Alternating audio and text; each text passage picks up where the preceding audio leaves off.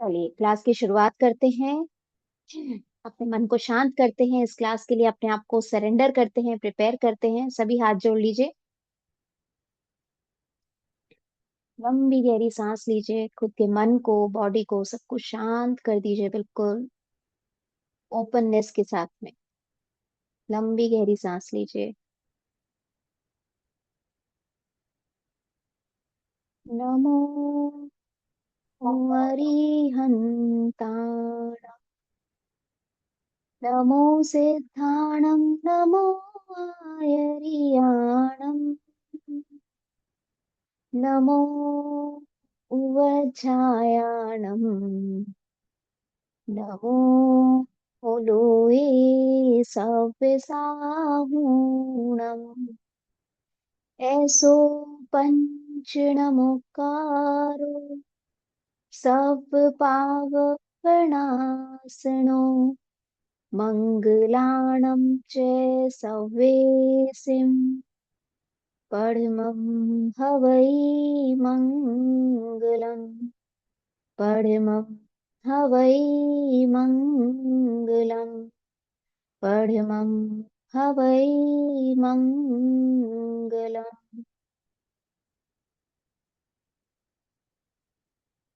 हे मेरे परम पिता परमात्मा, हे ब्रह्मांडीय ऊर्जा, ब्रह्म ऋषियों की ऊर्जा, मेरे गुरुओं की ऊर्जा, मेरे एंजल्स की ऊर्जा, सभी का मेरे साथ बने रहने के लिए बहुत बहुत धन्यवाद। आप सभी को मेरा आत्मा प्रणाम। जितने लोग क्लास में उपस्थित हुए हैं उन सभी को, उनके परिवार को, उनके माता पिता को, मेरे परिवार को, मेरे माता पिता को, और मेरा बहुत बहुत प्रणाम। आत्मबंधन। जय जिनेन्द्र।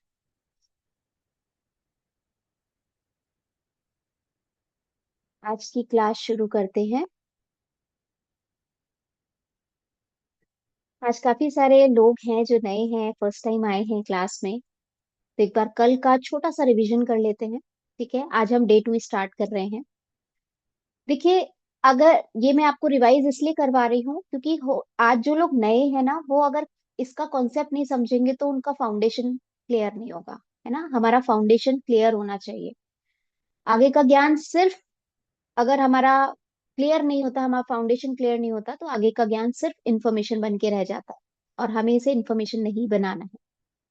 तो चलिए स्टार्ट करते हैं।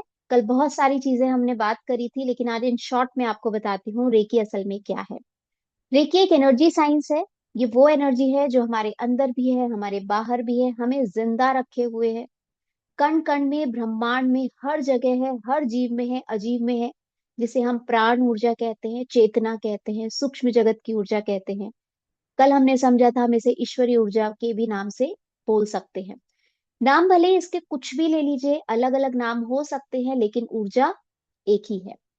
फिर हमने ये जाना कि ईश्वर की खोज हम गलत कर रहे थे। हम उसे कहाँ ढूंढ रहे थे? बाहर ढूंढ रहे थे, जबकि ईश्वर हमारे ही अंदर है। क्योंकि भगवान की ऊर्जा और हम में कोई फर्क नहीं है। हमारे अंदर की ऊर्जा और भगवान में भी कोई फर्क नहीं है। हम भी उसी ऊर्जा से बने हैं जिससे भगवान बने हैं। ठीक है। बस हमारे अंदर भी वही पंच तत्व हैं, ईश्वर के अंदर भी वही पंच तत्व हैं, वो भी उसी पंच तत्वों से मिलकर के बने हैं। हम बोलते भी हैं ब से भूमि, ग से गगन, व से वायु, अ से अग्नि, न से नीर। यही पांच तत्व हमारे अंदर भी हैं। फर्क सिर्फ इतना सा है कि उन्होंने अपनी सारी शक्तियों को पहचान लिया है और वो उसका आनंद ले रहे हैं। और अभी तक हमने पहचाना नहीं है, इसलिए हम सभी जानते हैं हम क्या कर रहे हैं। ठीक है। फिर हमने जाना कि रेकी हमारे ऋषि मुनियों की विद्या है। हजारों सालों पहले उन्होंने शास्त्रों में इस बारे में लिखा था, जिसे हम स्पर्श चिकित्सा के नाम से जानते हैं। उन्होंने शास्त्रों में ये लिखा कि हमारे जो हाथ हैं वो औषधीय युक्त हैं। है ना, हम सभी के अंदर वो हीलिंग एबिलिटी है।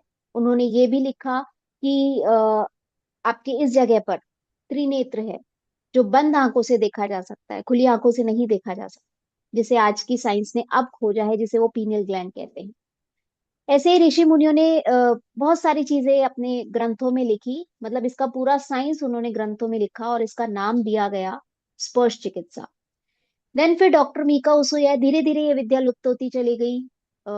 साधना बहुत कठिन थी। जिन शास्त्रों में लिखा था वो बुक्स जला दी गई। आपको पता है नालंदा में सारी बुक्स जल गई। बहुत सारी बुक्स ऐसी हैं जिनका अभी तक ट्रांसलेशन नहीं हुआ है।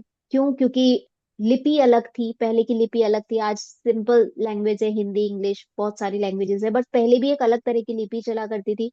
बहुत सारी बुक्स, मतलब आप मान के चलो लाखों बुक्स अभी भी ऐसी हैं जिनका ट्रांसलेशन अभी तक नहीं हुआ है। बहुत सारी बुक्स जला दी गई, तो धीरे धीरे ये साइंस लुप्त हो गई। देन फिर डॉक्टर मीका उजुई आए, उन्होंने इस विद्या को रीइन्वेंट किया। वो इंडिया आए, उन्होंने बुक पढ़ी, उस बुक का नाम था द लोटस सूत्रा। उन्होंने वो बुक पढ़ी, उस विद्या से उन्होंने उस विद्या को सीखा। देन फिर उन्होंने 21 डेज पहले खुद की सेल्फ हीलिंग की। देन फिर उन्होंने अपनी फैमिली की हीलिंग करी, यानी उनका जो फ्रेंड था रोबोट, जिसको असहनीय बीमारी हो गई थी, वो उन्होंने हील किया। देन फिर उन्होंने वो क्या किया, उसको जन कल्याण के लिए काम में लिया। देन उन्होंने इसके दौरान रेकी के दो नियम जाने। उनके नियम ये थे कि पहला था, फ्री की चीज की वैल्यू नहीं होती, इसलिए कुछ ना कुछ एनर्जी एक्सचेंज होना चाहिए। अब एनर्जी एक्सचेंज का ये मतलब बिल्कुल भी नहीं है जैसे आप लोग अभी सीख रहे हो, आगे आप लोग भी दूसरों लोगों को सिखाओगे, या तो कुछ लोग अपनी सिर्फ सेल्फ हीलिंग के लिए यूज करते हैं हीलिंग को, या फिर कुछ लोग सीख करके उसको अपना प्रोफेशन भी बना लेते हैं। तो उसका मतलब ये नहीं है कि आप लोगों से लाखों रुपए लो। ये कहीं नहीं लिखा है कि आप लाखों रुपए लो लोगों से। ये साइंस मानव कल्याण की है, हमारे अंदर की साइंस है, हमारे भीतर की साइंस है। उसके लिए इतना पैसा क्यों देना? मैंने भी दिया है 1.5 से 2 लाख रुपए सिर्फ और सिर्फ रेकी सीखने में दिया है। मैंने 5-6 जगह से रेकी सीखी है। लेकिन मेरा पर्पस यही था कि अगर इतना पैसा मैंने अपने अंदर की ऊर्जा को जानने के लिए अगर इतना अमाउंट दिया है, तो वो एटलीस्ट लोगों को ना देना पड़े। क्योंकि ये ऐसी कोई साइंस नहीं है जो सिर्फ अमीरों तक सीमित रहे। ठीक है, ये ऐसी साइंस है जो सब तक पहुंचनी चाहिए, हर उस इंसान के पास में पहुंचनी चाहिए, चाहे वो बहुत अमीर हो गरीब हो, इसका भेद नहीं होना चाहिए। ठीक है, और इसीलिए यही पर्पस था कि मैंने इसको फर्स्ट सेकंड लेवल, क्योंकि फर्स्ट सेकंड लेवल इतना मैं बता देती हूँ कि आप खुद अपनी हीलिंग, अपने परिवार की हीलिंग, अपने आपके परिवार का सुरक्षा चक्र, सब कुछ आप कर सकते हो। आपकी छोटी मोटी, मतलब हमारे लाइफ की 70% प्रॉब्लम्स तो हम रेकी लेवल 1 और 2 में हील करना सीख जाते हैं। ठीक है, अगर आपके इसके कॉन्सेप्ट्स क्लियर हो जाते हैं। फिर डॉक्टर मीका उസുई ने क्या किया, उन्होंने इस साइंस को 30 लोगों को सिखाया। अपने पूरी लाइफ में उन्होंने 30 लोगों को इस साइंस को सिखाया। उनमें से एक थी हवायो टकाटा, जो यूएस में रहती थी। वो भी उनके पास में अपनी प्रॉब्लम को सॉल्व करने के लिए आई थी। उनकी उनको भी ऐसे नहीं बीमारी थी। उन्होंने उसका ट्रीटमेंट लिया, और फिर उस विद्या को धीरे धीरे उसको बताना, लोगों को सिखाना शुरू किया। देन 1970 के बाद डॉक्टर एन के शर्मा और सविता शर्मा, जो हमारे दादा गुरु भी हैं, वो इस विद्या को इंडिया में लेकर के आए और उन्होंने इसको सिखाना शुरू किया। ठीक है, शायद इसीलिए ईश्वर ने हम लोगों को एक माध्यम बनाया है, क्योंकि भले ही आप इसको आगे जाकर के प्रोफेशन बना लो, लेकिन आपको कभी भी ऐसा नहीं करना है कि हमें यूनिवर्स को रिटर्न नहीं करना है ना। कुछ तो ऐसा करो जो लोगों की भलाई के लिए हो, क्योंकि एनर्जी का सिंपल सा रूल होता है, जो आप दोगे वो कई गुना होकर आप तक वापस आएगा ही आएगा। और शायद ईश्वर ने इसीलिए हमें भी एक मीडिएटर बनाकर भेजा है। हम लोग आपस में मीडिएटर हैं। आप किसी और निमित्त से मेरे पास में आए हो, शायद मेरा कोई कर्ज था जो मैं चुका रही हूँ आपके लिए, और शायद आपका कोई कर्ज था जो मैं निमित्त बन के, मतलब हम लोग आपस में निमित्त बन के आए हैं। ठीक है, रेकी सिखा करके मैं यूनिवर्स को वापस वो दे रही हूँ जो यूनिवर्स ने मुझे दिया है। जो ज्ञान मुझे मिला है, मैं उसको वापस यूनिवर्स को दे रही हूँ। क्योंकि हम कोई नहीं है इस ज्ञान को अपने अंदर रखने वाले। अगर यूनिवर्स ने आपको चुना है इस साइंस के लिए, तो उससे तीन चीजें, पहले खुद की हीलिंग, देन अपने परिवार की हीलिंग, देन जन कल्याण के लिए उसे यूज करो। उसको सिखाओ, जितना लोगों को सिखा सकते हो, दैट्स इट। और मैंने इसीलिए खुद से भी ये नियम लिया कि जब तक रेकी सिखाऊंगी, तब तक लेवल 1 और 2 बिल्कुल फ्री सिखाऊंगी। और बाकी के लेवल भी इतने कम है, जितने में लोग सिर्फ फर्स्ट सेकंड लेवल सिखाते हैं, उतने उतने में तो मैं पूरा ग्रैंड मास्टर करा देती हूँ। और बहुत सारे मेल्स एंड मैसेजेस भी आए मेरे पास में। बहुत सारे लोगों ने बोला कि मैम आप मार्केट खराब कर रहे हो। दे आर, आप उनके वर्ड्स पकड़ो, वो लोग कहते हैं मैम आप मार्केट खराब कर रहे हो, आप लोगों को फ्री सिखा रहे हो, और इतने कम में आप पूरा ग्रैंड मास्टर करा रहे हो। वो मेरा डिसीजन है, दैट इज माई, वो मेरा डिसीजन है। मैंने डिसाइड किया कि मुझे करना क्या है। देन हम लोगों की हीलिंग भी की। हम लोग हीलिंग करते हैं, जैसे 501 रुपीज में हम 21 डेज हीलिंग करते हैं। और वो भी जो 501 रुपीज का जो अमाउंट आता है, कंबाइंड अमाउंट आता है, उसका भी 100%, मैं 99 भी नहीं बोलूंगी, 100% चैरिटी में जाता है। मैं गरीब बच्चों को मूवी दिखाने के लिए जाती हूँ, उनको पिज्जा पार्टी करवाती हूँ कई बार, कभी कभी किसी भी बहाने से उनके पास में जाती हूँ, उनको केक कटिंग करवाती हूँ, खुश हो जाते हैं बच्चे। क्या है, उनको उनको कुछ नहीं पता, वो एक छोटी छोटी खुशियां, दुआएं देते हैं दिल से। ठीक है। अभी थोड़े टाइम पहले हमने एक बच्ची का कन्यादान भी लिया था। तो आप यूनिवर्स को रिटर्न कर रहे हो, वापस दे रहे हो, क्योंकि यूनिवर्स ने आपको भर भर के दिया है, तो आप भी भर भर के देना सीखो, शुरू करो, किसी भी रूप में हो। तो एनर्जी एक्सचेंज का मतलब ये बिल्कुल भी नहीं होता है कि आप किसी से पैसे ही लो। मैंने भी आपको यही बोला, एनर्जी एक्सचेंज अगर आपको करना है, सिर्फ दो लोगों को जोड़ो। अगर आपको लगता है कि ये साइंस आप सीख रहे हो, इस साइंस को ये साइंस आपके लिए यूजफुल है, दो लोगों को इसके बारे में बताओ। और जरूरी नहीं कि आप SWF जोड़ो, कहीं से भी करवाओ उनको, लेकिन किसी भी एक फैमिली में, दो फैमिली में इस चीज को इनबिल्ट करो। ठीक है। तभी आप इस एनर्जी एक्सचेंज को कंप्लीट कर पाओगे। सो बेसिकली रेकी खुद से मिलने का रास्ता है। जब तक आप खुद के अंदर नहीं देखते, तो बाहर आपको जो दिखता है, वो आपको भी पता है हमें बाहर क्या दिखता है ना। अच्छा, आप खुद को जानते हो? आप मुझे एक बात का जवाब दो, कौन देगा? आपकी DOB क्या है? कोई बता सकता है? मेरी बताऊं? बताइए, कोई भी एक जना, कोई भी, हाँ बताइए। 4 फरवरी 1980। ओके। उसके पहले आप कहाँ थे? उसके पहले उसके पहले कहाँ थे? नहीं पता। कहीं तो मदर थे। के वोम में थे। नौ हाँ। महीने मदर मदर के वोम में थे। तो क्या यस। आपकी मदर वो डेट बता सकती है आप उनके वोम में कब आए? नहीं। नहीं बता सकती। 9 मंथ उनके का वोम में कब अंदर। आए आपकी मदर भी, आपकी मदर भी वो डेट नहीं बता सकती आपको। क्यों नहीं बता सकती? और आपको पता है, आपको जो नाम मिलता है ना, वो भी आपके पैदा होने के 12 दिन बाद में मिलता है। तो आपको आपकी डेट आपको पता ही नहीं है एक्चुअली, कि हम कहाँ थे, आप जीवित भी थे या नहीं थे, आप किस गर्भ में आए। आपकी माँ भी आपको ये नहीं बता सकती कि आप किस दिन उनके गर्भ में आए थे। सो ये डेट सही कैसे होगी? नहीं हो सकती। तो क्या वो आपकी पहचान थी? क्या आप बोलते हो कि मेरे डेट ऑफ बर्थ ये है और मेरा नाम ये है, तो इज दैट योर ट्रू, आपका आइडेंटिटी है ये? नहीं है। हमें पता ही नहीं है हम कौन है। हमारी मम्मी ने हमें बचपन में नाम दे दिया, कुछ भी नाम दे दिया, जो भी बोलते हैं बचपन में, छोटू, गोलू, मोलू, जो भी बोलते हैं। क्या वो हमारी पहचान है? नहीं है।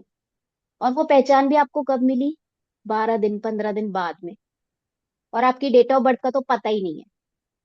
ठीक है। तो क्या हम सच में खुद को जानते? नहीं जानते। लेकिन हम कहीं ना कहीं, जहां कहीं पे भी थे, हम एनर्जी के रूप में थे। और एनर्जी कभी भी डिस्ट्रॉय नहीं होती है, वो ट्रांसफॉर्म होती है। वो क्या करती है, जैसे एक पेड़ होता है, पेड़ पे एक चिड़िया आई, वो बैठी, थोड़े टाइम वहां रुकती है, और वापस से दूसरे पेड़ पे चली जाती है। हमारी बॉडी बिल्कुल हम हमारी जो एनर्जी है बिल्कुल वैसे ही है। हम सिर्फ अलग अलग शरीर धारण करते हैं। हमारी एनर्जी न जाने कब से चली आ रही है और न जाने कब तक चलेगी। एनर्जी एक ही है, वो कभी नहीं बदलती है, वो सिर्फ ट्रांसफॉर्म होती है, अपना रूप बदलती है वो। ठीक है। वो मरती नहीं है, सिर्फ शरीर लेती है। और ये सिलसिला हमेशा चलता रहता है। लेकिन हम क्या बोलते हैं?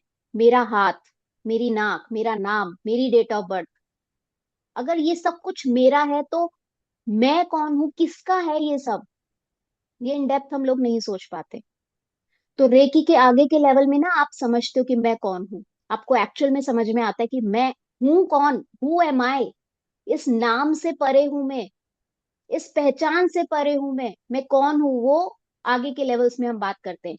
लेकिन रेकी एक बेस है, जो आपको खुद से मिलवाने की तैयारी करवाती है। एक चीज समझ चलो, इसे भी मैं एक एग्जांपल के थ्रू समझाती हूँ। एक बहुत बड़ा मॉल है। ठीक है। मॉल में बहुत सारे लोग हैं, बहुत सारी खुशियां हैं, अलग अलग, कोई लोग पिज्जा बर्गर की पार्टी कर रहे हैं, कुछ लोग शॉपिंग कर रहे हैं, कुछ लोग शॉप स्टॉप में हैं, कुछ लोग कहीं हैं, कुछ लोग कहीं हैं। ठीक है।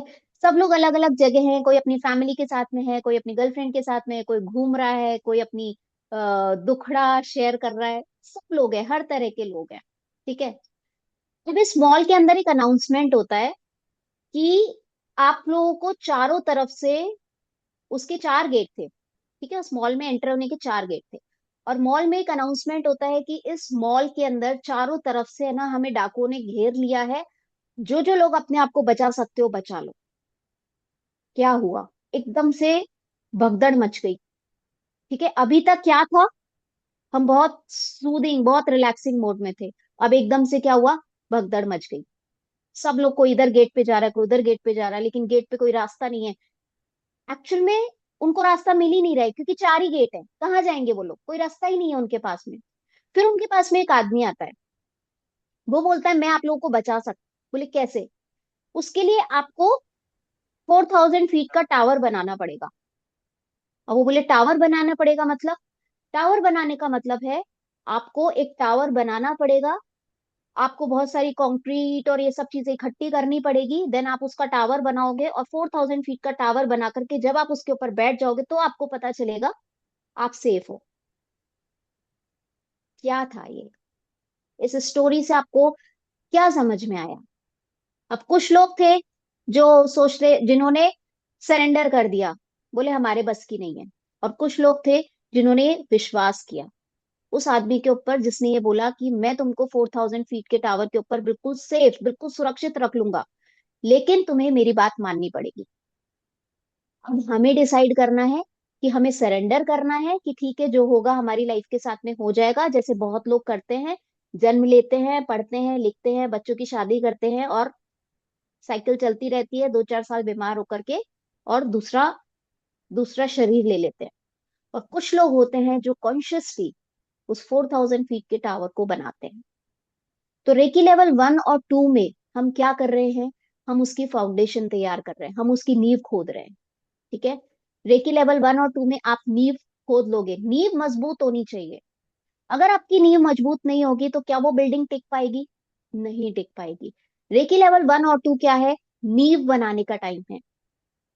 लेवल 3 में हम क्या करते हैं, बहुत सारी चीजें इकट्ठी करते हैं। टावर को बनाने के लिए क्या क्या चाहिए, कंक्रीट चाहिए, सीमेंट चाहिए, पानी चाहिए, लेबर चाहिए, बहुत सारी चीजें चाहिए। तो हम लेवल 3 में क्या करते हैं, उन टूल्स को इकट्ठा करते हैं। आप साइकिक सर्जरी सीखते हो, आप बहुत सारी जादू टोने वाली से सुरक्षा कैसे की जाती है, आप ये सब चीजें सीखते हो। तो लेवल 3 में हम अलग तरह के लेवल पे आ जाते हैं, हम अपनी तैयारी पे आ जाते हैं, क्योंकि आपकी नींव, आपकी फाउंडेशन मजबूत हो गई है।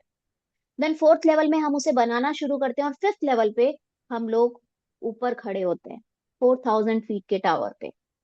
और जब हम वहां से नीचे देखते हैं, तब हमें पता चलता है कि अरे, ये डर, चिंता, गरीबी, दुख है ही नहीं कुछ भी, हम तो बहुत ऊपर है। तो ये पूरी रेकी की जर्नी, और ये बहुत ब्यूटीफुल जर्नी है। मैंने आपको कल भी एक बात बोली थी, मैंने इतनी 35+ मोडालिटीज में मैं आज भी रेकी को बेस्टेस्ट मोडालिटी बोलती हूँ, क्योंकि ये सब कुछ है। ठीक है, तो हमें 4,000 फीट का टावर बनाने की, मतलब रेकी लेवल 1 और 2 में हमें उसकी फाउंडेशन को मजबूत करना है। ठीक है, तो ये हमने कल सीखा कि रेकी क्या है, कैसे काम करती है। अब हम बात करते हैं कि रेकी के बेनिफिट्स क्या होते हैं। रेकी के बेनिफिट्स, वैसे हालांकि मैंने आपको कल बहुत डिटेल में बताया, फिर भी एक बार पॉइंट्स में बता देती हूँ। रेकी आपके पूरे लेवल पे काम करती है। हमारे बॉडी के 4 लेवल होते हैं, हमें प्रॉब्लम्स के 4 लेवल होते हैं। पहला फिजिकल, मेंटल, इमोशनल और स्पिरिचुअल। ये 4 ही प्रॉब्लम्स है हमारी लाइफ में, उसके अलावा पांचवी कोई भी नहीं है। और किसी को याद आए तो मुझे कमेंट करके बताना, अभी लिख के बताना कि पांचवी भी कोई प्रॉब्लम होती है क्या। रेकी इन चारों लेवल पे काम करती है। स्पिरिचुअली हील करेगी आपको, मेंटली हील करेगी आपको, फिजिकली हील करेगी, और आपको इमोशनली भी हील करेगी। रेकी ये काम करती है। रेकी आपको संपूर्ण स्वास्थ्य देती है, आपको जीवन जीने की कला सिखाती है, आपको अपनी लाइफ का क्रिएटर बनाती है। मुझे क्या चाहिए अपनी लाइफ में, वो आपको बनाती है। आप अपनी लाइफ में कैसे क्या अचीव कर सकते हो, वो आपको रेकी बनाती है। आपको बीमारियों से दूर रखती है, छोटे से पेन से लेकर कैंसर तक। और मैं आपको बता दूं, रेकी, जिस घर में रेकी का एक भी हीलर है ना, उसके घर में बड़ी प्रॉब्लम, छोटी मोटी देखो बच्चों में चलती रहती है, खांसी जुकाम बुखार, ये वायरल्स होते हैं, ये चलते रहते हैं। बड़ी प्रॉब्लम गारंटी के साथ बोल रही हूँ, उनकी लाइफ में, उनके फैमिली में बड़ी प्रॉब्लम आ ही नहीं सकती अगर वो अपनी फैमिली पे सब चीजें काम कर रहे हैं तो। और वो बहुत ज्यादा काम नहीं है। आपको हो सकता है लगेगा कि पता नहीं क्या क्या करना पड़ेगा, बहुत छोटी छोटी सी प्रैक्टिसेस है। मैंने बोला ना आपको बहुत सारे प्रैक्टिकल टूल्स दूंगी जो मैंने अपनी लाइफ में खुद ने प्रैक्टिकली उन चीजों को एक्सप्लोर भी किया है, कुछ सीखा है, कुछ एक्सप्लोर किया है। और जो चीजें मैं आपको बताऊंगी आप हंसोगे कि ऐसे थोड़ी ना होता है।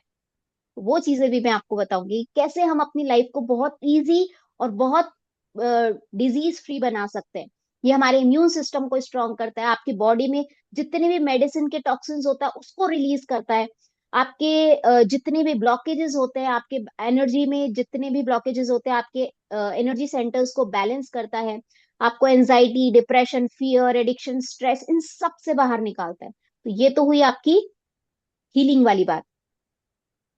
जैसे कल अस्मा जी ने बोला था कि मुझे तक अभी तक सिर्फ इसका हीलिंग एस्पेक्ट ही पता था, बट रेकी आपके रिश्तों में भी आपको बहुत अच्छे रिलेशनशिप देती है, आपके मनी के ब्लॉकेजेस को रिमूव करती है, आप मनी वाइज भी बहुत स्ट्रांग हो जाते हैं, आपके बिहेवियर के अंदर चेंजेस आने लग जाते हैं, आपकी मेमोरी पावर, आपका कंसंट्रेशन, ये सब आपका धीरे धीरे इंप्रूव होने लगता है, आपका इंट्यूशन, आपकी ग्रोथ, स्पिरिचुअली लेवल पर भी आप ग्रोथ करने लगते हो, आपका इंट्यूशन बढ़ने लगता है, मेंटल क्लैरिटी आती है। और सबसे बड़ी बात, आप अपने किसी को भी हील कर सकते हो, आप प्लांट्स को हील कर सकते हो, आप एनिमल्स को हील कर सकते हो, किसी को भी। और चलो ये तो मैंने बोला कि ठीक है, ये तो सब लिविंग बींग है, बट क्या आप बिलीव करोगे कि हमने नॉन लिविंग थिंग्स को भी हील किया है? बहुत सारे एग्जाम्पल्स है। अगर मैं बताने बैठूंगी ना क्लास बहुत लंबी हो जाती है, लेकिन अगर आपको चलो एक छोटा सा एग्जाम्पल देती हूँ। एक बच्चा था, उसका वाइवा था लैपटॉप से, ठीक है, 5 मिनट थे उसके पास में, मतलब किसी का वाइवा चल रहा था उसके जस्ट बाद में उसी का वाइवा था। उसका फोन आया कि श्वेता दी प्रॉब्लम हो गई है, मेरा लैपटॉप काम नहीं कर रहा और मुझे प्रेजेंटेशन देनी है अभी। मैंने कहा ठीक है रुको। 3 मिनट लगे मुझे, सिर्फ 3 मिनट। 2 मिनट उसके पास अभी भी थे, and laptop was healed. Can you imagine? पता नहीं हमारे अभी ग्रुप में है या नहीं है यहाँ पे। एक ग्रुप के स्टूडेंट ने अपना रेफ्रिजरेटर ठीक कर लिया उससे, आपको मैकेनिक को बुलाने की जरूरत नहीं पड़ी। मैंने और किया था मैम। हाँ देखो मैंने बोला ना, पूनम जी ने, इन्होंने अपना रेफ्रिजरेटर ठीक कर लिया है सिर्फ रेकी से। और मेरे साथ में तो ऐसे ऐसे इंसिडेंसेस हुए हैं सिर्फ रेकी का नाम लेने से। मतलब आप ये मान के चलो, मैं घर से बाहर जा रही थी, अर्जेंट काम था, मुझे इतने सारे साइन मिल रहे थे कि आज मुझे बाहर नहीं जाना, कुछ बड़ा होने वाला है, कुछ बड़ा होने वाला है, बट जाना जरूरी था, मैं गई। और आप बिलीव नहीं करोगे, मेरे ऑटो का पहले ऑटो खराब हुआ क्योंकि उस दिन बारिश हो रही थी, गाड़ी थी नहीं। स्कूटी से गई, मेरे स्लीपर्स टूट गए, फिर बाहर निकाली, फिर बारिश शुरू हो गई, मतलब बहुत सारे साइन थे मेरे पास नहीं जाने के, बट जाना जरूरी था, ऑटो किया। कैब नहीं हो रही थी, ऑटो से गई। आना जाना ऑटो को करना था मुझे, मेरे को 10 मिनट का काम था खाली। पहले ऑटो खराब हुआ, दूसरी बार में ऑटो के ब्रेक फेल हो गए। और ऑटो के ब्रेक ऐसी जगह फेल हुए कि उसके पास में जगह थी और उसने बस यूं करके घुमा लिया, और जैसे ही उसने घुमाया मुझे लग गया था कि कुछ तो होने वाला था, मुझे पता था पहले से। मैंने सिर्फ रेकी का नाम लिया और वो ऑटो वहीं के वहीं रुक गया। और उस ऑटो वाले ने बोला कि मैम पता नहीं कैसे ब्रेक लग ही नहीं रहे थे इसके। फिर वो बड़ी मुश्किल से धीरे धीरे धीरे करके घर पहुंचा। और आप बिलीव नहीं करोगे, घर पहुंचने के बाद वो वहां से एक कदम भी नहीं हिला, उसको मैकेनिक को वहीं बुलाना पड़ा। मैं मेरे घर सेफ पहुंच गई थी। ऐसे बहुत सारे एग्जाम्पल्स हैं। तो मेरे कहने का मतलब है, रेकी लिविंग पे तो काम करती ही करती है, नॉन लिविंग पे भी बहुत अच्छे से काम करती है। और उसका एग्जाम्पल ये बैठी है पूनम जी, इन्होंने अपने रेफ्रिजरेटर को ठीक किया है। ऐसे बहुत सारे स्टूडेंट्स है, बहुत सारे टेस्टिमोनीज है मेरे पास, बट मुझे टेस्टिमोनीज ना शेयर करना अच्छा नहीं लगता। मैं प्रैक्टिकल में बिलीव करती हूँ। मैं आपको अभी प्रैक्टिकल करके दिखाऊंगी, आपका पेन 1 मिनट में गायब करके दिखाऊंगी मैं आपको, प्रैक्टिकल में बिलीव है, मेरे को टेस्टिमोनीज डालना अच्छा नहीं लगता। सो बहुत सारे बेनिफिट्स होते हैं रेकी सीखने के। आप अपनी लाइफ को पूरी तरह से कंप्लीटली ट्रांसफॉर्म कर सकते हो, कंप्लीटली। कोई लाइफ का ऐसा एस्पेक्ट नहीं बचता है कि आप वहां पे अछूते रह जाओ, ठीक है। तो रेकी कौन सीख सकता है और उसके प्रैक्टिकल के उसके प्रैक्टिस करने के क्या क्या रूल्स होते हैं, ठीक है। देखिए, रेकी कौन सीख सकता है? जिसको दुनिया भर की टेंशन है, जो जीवन जीने की कला सीखना चाहता है, जो अपनी लाइफ को स्ट्रेस फ्री बनाना चाहता है, जो मन से, वचन से और काया से खुद को हील रखना चाहता है हमेशा, जो अमीर बनना चाहता है, जो रिलेशनशिप्स में बहुत अच्छे से अपने रिलेशनशिप को निभाना चाहता है। इन शॉर्ट, लाइफ की हर प्रॉब्लम के सोल्यूशन इस रेकी के पास में है। जिसमें गहरी प्यास होगी ना, सिर्फ वही रेकी सीख सकता है, हर किसी के बस की बात नहीं है। मैंने बोला ना, जो मूर्तिकार होता है ना, वो पत्थर ढूंढता है, लेकिन ऐसा नहीं है पत्थर बड़ी आसानी से मूर्ति बन जाती है, उसको छेनी हथौड़ी झेलनी पड़ती है। जब वो छेनी हथौड़ी झेल लेता है ना, उसके बाद में वो मूर्ति निखर के आती है। तो रेकी इतना आसान नहीं है, लेकिन मानो तो आसान नहीं है, और नहीं मानो तो बिल्कुल भी मुश्किल नहीं है। जब हम जैसे, हम क्या है, ठीक है चलो अपन बात करते रहे कि जीसस क्राइस्ट और इन लोगों ने तो बहुत साधनाएं करी होंगी, इसलिए उन लोगों को उन्होंने अचीव कर लिया। बहुत सारे लाइव एग्जाम्पल्स है। जब हम लोग कर सकते हैं फैमिली में रह करके, बच्चों के साथ में, मेरे तो दो छोटे डॉटर्स हैं, उनको संभालते हुए भी मैं आज तक भी अपनी प्रैक्टिस नहीं छोड़ी है। 3:30 बजे उठना है, मतलब उठना है, अपने आप आंख खुलती है। और अलार्म लगा के सोती हूँ कि कहीं मुझे मतलब इतनी देर ना हो जाए कि बच्चे स्कूल के लिए लेट हो जाए। अपने आप आंख खुलती है 3:30 बजे। और ऐसा नहीं है कि रात को जल्दी सो जाते हैं, 12, 12:30 तो मामूली बात है। सिर्फ 4 घंटे में नींद पूरी हो जाती है। ये आपकी पावर है। और जिस दिन ये पावर सीख जाओगे ना, बस सोच लो आपकी लाइफ क्या हो जाएगी, जिंगा लाला। ठीक है। तो देखिए, रेकी कोई भी सीख सकता है, जिसमें उसमें सिर्फ गहरी प्यास होनी चाहिए, कुछ पाने की प्यास होनी चाहिए कि मुझे कुछ पाना है, अपनी लाइफ में कुछ करना है। ठीक है। जिसके बड़े सपने हैं, उसको रेकी जरूर सीखनी चाहिए, क्योंकि रेकी उसको बहुत बहुत हेल्प करती है, डायरेक्शन देने में, उसके डिसीजंस लेने में बहुत हेल्प करती है। तो यूनिवर्स आपको अपॉर्चुनिटी देता है, अब उसे आप ग्रैब करते हो या नहीं करते हो, it totally depends on you. Then Reiki किसी भी एज में सीखी जा सकती है। वैसे अगर 14 ईयर्स से अबव अगर हम किसी को शक्तिपात देते हैं तो वो बेटर रहता है। हालांकि मेरी डॉटर जब 7 ईयर्स की थी ना, तब से रेकी कर रही है, और उसके उसके पास में इतने सारे एक्सपीरियंसेस हैं कि अगर वो बताने बैठे ना तो 1 घंटा तो आराम से निकल जाए। उसके पास में इतने सारे एक्सपीरियंसेस है, वो 7 ईयर्स की थी तब से मतलब रेकी कर रही है वो। मैंने कभी नहीं सिखाई, सिर्फ क्लासेस सुनती है वो मेरी। उसको 5th लेवल के सारे सिंबल्स जबान पे है। आप उससे कभी भी पूछ लो, वो बता देगी कौन सा सिंबल क्या काम करता है। आज तक अट्यूनमेंट नहीं मिला उसको अभी तक, क्योंकि अभी वो 14 की नहीं हुई है। एक्चुअली 14 से पहले अट्यूनमेंट इसलिए नहीं देते हैं, क्योंकि हो सकता है, वो बच्चे की फाउंडेशन होती है। ठीक है। हो सकता है कि उसके अंदर ईगो आ जाए, हो सकता है वो डिस्ट्रैक्ट हो जाए, अपनी पढ़ाई से डिस्ट्रैक्ट हो जाए, कुछ भी हो सकता है।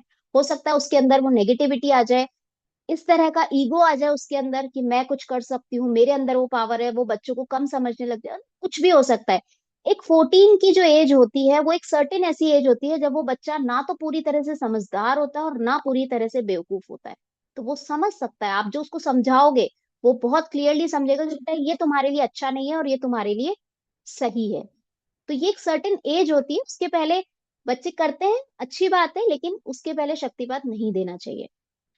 देन रेकी एक एनर्जी साइंस है, उसका हमारे बॉडी से कोई लेना देना नहीं है। ठीक है। रेकी शक्तियां हैं जो दिखती नहीं है, जैसे हवा नहीं दिखती, बिजली के तार नहीं, बिजली के तार के अंदर जो इलेक्ट्रिसिटी फ्लो करती है वो नहीं दिखती, मोबाइल के जो तरंगे होती है वो नहीं दिखती। इसीलिए बॉडी जो एनर्जी है, ये सिर्फ रेकी जो है वो एनर्जी पे काम करती है। तो हम इसे मासिक धर्म में भी कर सकते हैं। बहुत सारे लोगों का सवाल होता है कि मैम 3 डेज में क्या करें, करना है नहीं करना है? नहीं, अपनी साधना कभी भी नहीं छोड़नी, आप कर सकते हो उस टाइम पे भी। नहा के करो, बिना नहाए करो, कोई फर्क नहीं पड़ता, क्योंकि उसका आपकी बॉडी से कोई लेना देना नहीं है। सिर्फ आपको उसमें बैठने के लिए बॉडी सपोर्ट करती है। ठीक है। हम भोजन क्यों करते हैं? अपनी बॉडी को, दो तरह के लोग होते हैं, एक होते हैं जो स्वाद के लिए भोजन करते हैं और एक होते हैं नीड के लिए भोजन करते हैं। ऐसा नहीं है मैं स्वाद के लिए नहीं करती हूँ, मुझे बहुत सारी चीजें बहुत पसंद है और मैं खाती भी हूँ। ठीक है।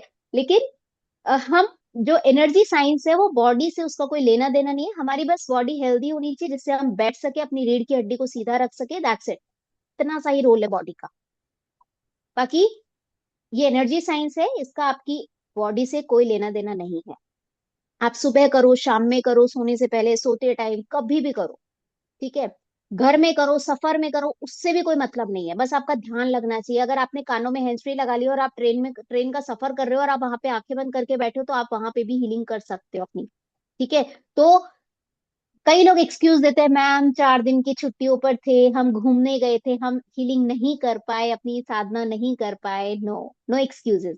एक्सक्यूज देना मतलब खुद को बेवकूफ बनाना। अब आप समझ लो आप खुद को कितना बेवकूफ बनाते हो। ठीक है।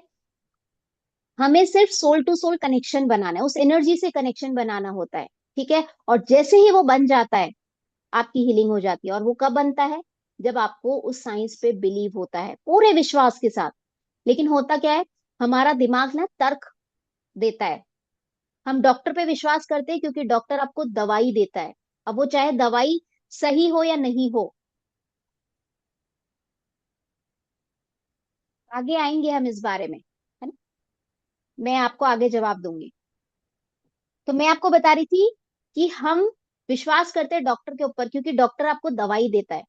आपको पता है, एक स्टडी हुई थी, एक रिसर्च हुई थी, उसमें दो ग्रुप्स थे जिनको नी की प्रॉब्लम थी, है ना। लगभग लगभग उस ग्रुप में एक ही तरह के लोग थे जिनका नी रिप्लेसमेंट होना था, सर्जरी होनी थी। डॉक्टर्स ने रिसर्च करी कि एक ग्रुप की तो प्रॉपर सर्जरी करी, बाकायदा जो सर्जरी करनी थी वो प्रॉपर करी। दूसरे ग्रुप की सिर्फ कट लगाया, कोई सर्जरी नहीं की और उस कट को वापस सिल दिया। रिजल्ट्स क्या आए? जब उनका रिजल्ट्स देखे गए तो रिजल्ट्स क्या आए? दोनों सेम तरीके से चल रहे थे, उनको प्रॉब्लम नहीं थी, उनके प्रॉब्लम्स खत्म हो चुकी थे। क्यों हुआ ऐसा? क्योंकि उसके माइंड को पता था कि मेरी सर्जरी हो गई है। ये रिसर्च है, आप देख सकते हो गूगल पे। उनको क्यों क्यों वो ठीक हो गए? क्योंकि उन्होंने अपने माइंड को ये बता दिया कि मेरे घुटनों का ऑपरेशन हो गया, जबकि ऑपरेशन हुआ नहीं था। ऐसी एक और रिसर्च हुई थी। दो ग्रुप्स थे, एक ग्रुप को एक्चुअल में दवाई दी गई और दूसरे ग्रुप को सिर्फ मीठी गोलियां दी गई। जिनको गोलियां दी गई थी वो भी ठीक हो गए।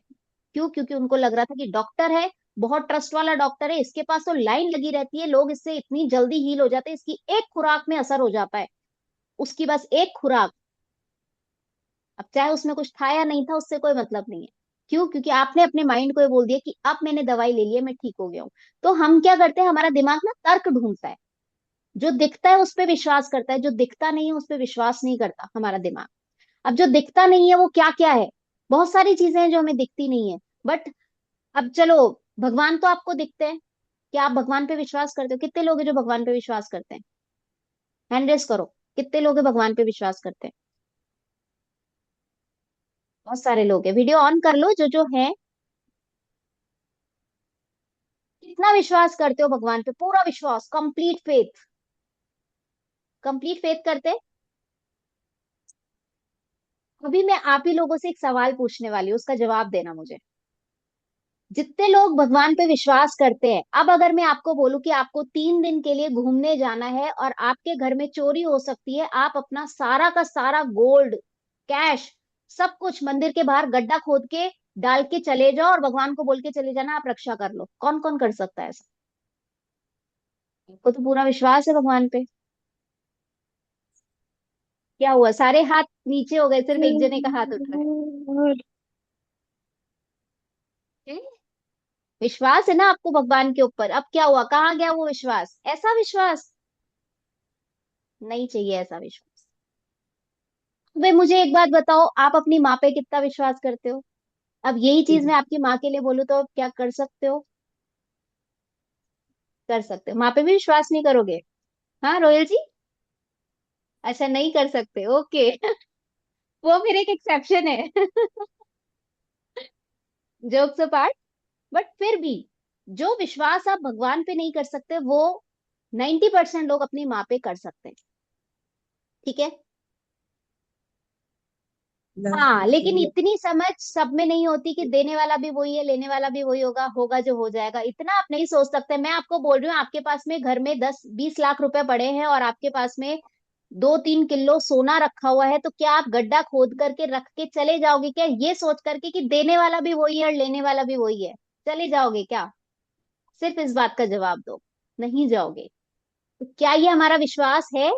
आज के बाद मत बोलना हमें भगवान पे विश्वास है। ठीक है। हमें विश्वास है खुद पे, जो हमारे अंदर बैठा है। हम बाहर ढूंढ रहे हैं भगवान को, चलो अभी हम वापस इस बात से आते हैं। हमें अपनी माँ पे विश्वास है, ये सब चीजें हम माँ पे कर सकते हैं, माँ के साथ में कर सकते हैं। ठीक है, 95%, 90% लोग कर सकते हैं। हमें इस विद्या पे माँ जैसा विश्वास करना है, भगवान जैसा विश्वास कतई ही नहीं करना है। मैं रेकी को अपनी माँ मानती हूँ। और माँ क्या करती है, आपको भी पता है। साम दाम दंड भेद आपकी प्रॉब्लम को सॉल्व करके रहेगी, आपको बोलने की भी जरूरत नहीं है। माँ को अगर आप आधी रात को भी फोन करोगे और सिर्फ आपकी माँ आपकी आवाज से पहचान लेती है कि ये, इसको कुछ प्रॉब्लम है ना, कुछ भी करेगी वो। पापा से झूठ बोलेंगी, बच्चों से छुपाएंगी, बेटे से छुपाएंगी, बहू से छुपाएंगी, कुछ भी करेंगी वो, लेकिन आपकी मदद करेंगी वो होती है माँ। ठीक है, माँ को आप आधी रात को किसी भी टाइम कुछ भी बोल दो, वो आपके साथ खड़ी है, वो आपका साथ नहीं छोड़ती। बस ये विश्वास आपको इस रेकी विद्या पे करना है, इस रेकी माँ पे करना है। आपको कुछ आता है चाहे नहीं आता, आपको नहीं पता कि माँ मैं इतनी बड़ी प्रॉब्लम में फंस गई हूं, मुझे नहीं पता क्या करना है, उसको पता है। वो बहुत इंटेलिजेंट है, उसको सब पता है कैसे प्रॉब्लम का सोल्यूशन निकलेगा। टाइम लग सकता है, ठीक है, लेकिन प्रॉब्लम का सोल्यूशन निकलेगा। अभी जितनी बातें मैंने बोली ना, वो बिल्कुल सिमिलर है रेकी।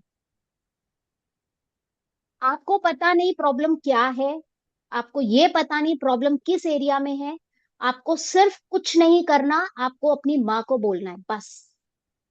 और लेकिन माँ कब आएगी आपके पास में, जब आप उसको याद करोगे।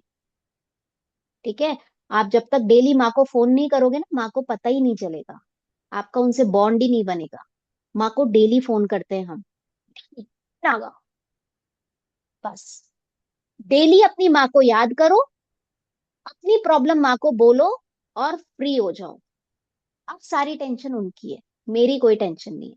आप बिलीव नहीं करोगे, बहुत बार ऐसा होता है कि प्रॉब्लम समझ में नहीं आती कि प्रॉब्लम कहाँ हो रही है। सिर्फ उनको इतना सा बोलना होता है कि मुझे नहीं पता क्या प्रॉब्लम है, आप संभालो, आपकी जिम्मेदारी है, आप संभालो, मुझे नहीं पता। और वो पर्सन हील हो जाता है।